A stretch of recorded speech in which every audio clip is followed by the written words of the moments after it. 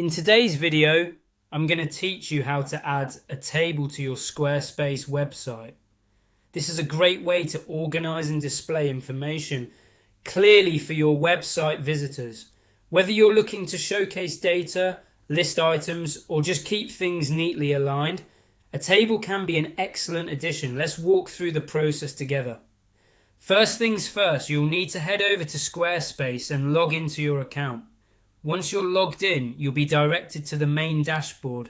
From here, you're going to click on Website. This action opens up your website's editor, where you can make all sorts of changes. Now, to actually start editing, you need to look for the EDI button. It's usually found at the top of your page. Clicking Edit allows you to modify the page you're currently viewing. Next up, decide exactly where on your page you want your table to be placed. This could be within an existing section or a new one you've decided to add. By clicking directly on the section you've chosen, you tell Squarespace that this is where the new elements, such as your table, should go.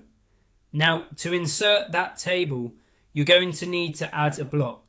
Find and click the ADD block option. This lets you integrate unique elements like text, images, or in our case, code. Once the block is added, you'll see different categories pop up. Here, you want to opt for the code option. It's an essential step because Squarespace doesn't have a built-in table tool. But by using the code block, you have the flexibility to add custom elements through HTML.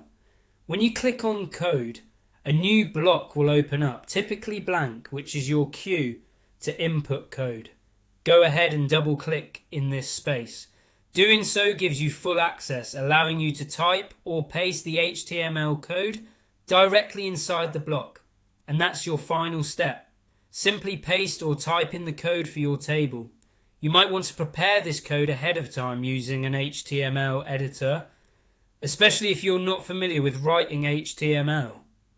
Once the table code is in, a preview should appear, showing you exactly how it looks. If everything appears as expected, don't forget to save your changes.